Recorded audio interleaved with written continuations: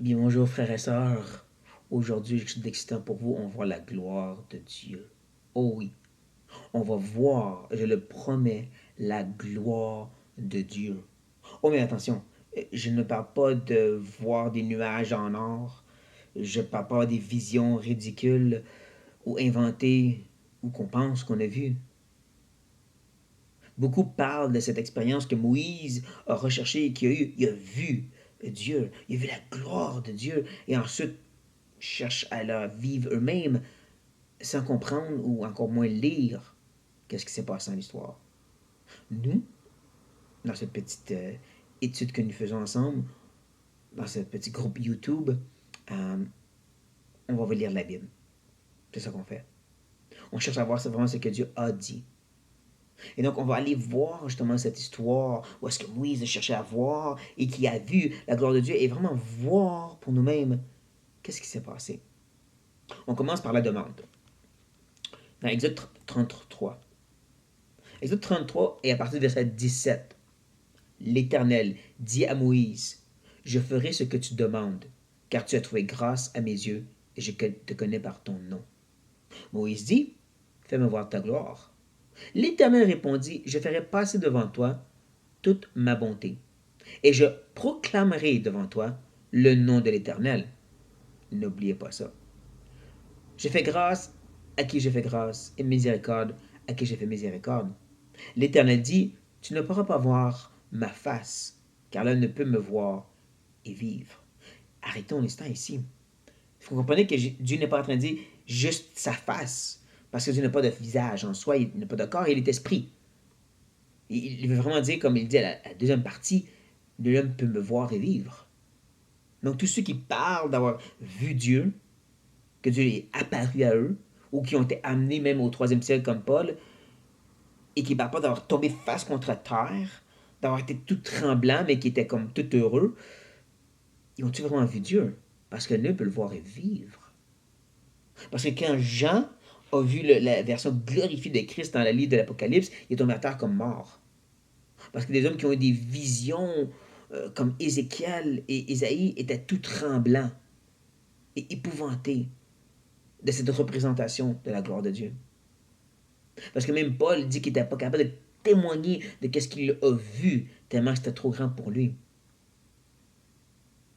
Donc, l'homme ne peut voir et mourir devrait rester en nous lorsqu'on parle de voir la gloire de Dieu. Il continue en disant, l'Éternel dit, voici un lieu près de moi, tu te tiendras sur le rocher. Quand ma gloire passera, je te mettrai dans le creux du rocher, et je te couvrirai de ma main jusqu'à ce que j'ai passé. Et lorsque je retournerai ma main, tu me verras par derrière, mais ma face ne pourra pas être vue. Encore, on comprend que Dieu n'a pas de face, puis il n'y a pas de derrière. Mais c'est vraiment cette idée que tu peux voir une très petite éclipse minible. Donc encore, les gens qui ont des descriptions extraordinaires de ce qu'ils ont vu, à quel point que ça fait du sens. Si Paul ne peut pas lui-même le décrire et que Dieu promet à Moïse, tu peux juste voir comme un petit reflet de loin. Mais on a maintenant l'histoire en soi. On va aller voir qu'est-ce qui s'est passé, n'est-ce pas? Parce qu'encore, on va voir la parole, qu'est-ce qu'elle dit, pas qu'est-ce qu'on s'imagine.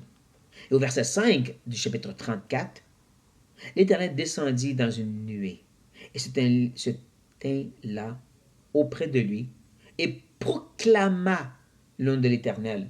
L'Éternel passa devant lui et s'écria, l'Éternel, l'Éternel, Dieu miséricordieux et compatissant, lent à la colère, riche en bonté et en fidélité, qui conserve son amour jusqu'à 1000 générations, qui pardonne l'iniquité, la rébellion et le péché, et qui ne tient point le coupable pour innocent, et qui punit l'iniquité des pères sur les enfants, et sur les enfants des enfants, jusqu'à la troisième et la quatrième génération.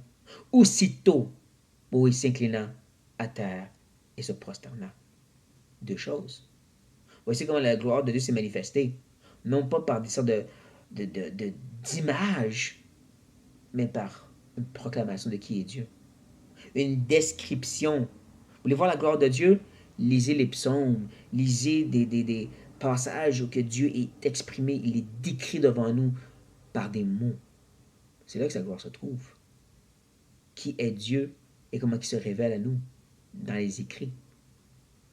Et que deuxièmement, la réaction de Moïse, c'était de s'incliner à terre et se prosterner. C'est déjà trop pour lui l'idée d'entendre de telles déclarations sur la réalité de Dieu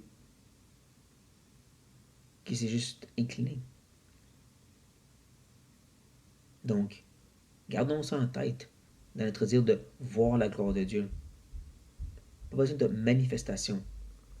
Ce que tu as besoin, c'est deux yeux qui lisent la Bible. Parce qu'il est là, sa gloire, de façon extraordinaire. Vous pouvez trouver que j'ai peut-être minimisé le fait de voir la gloire de Dieu, mais j'espère que le texte vous a montré à quel point que non. Au contraire, ce qui était dit était beaucoup plus glorieux de ce qui était vu, qui n'est pas décrit dans le texte. Sur ça, frères et sœurs, soyez bénis.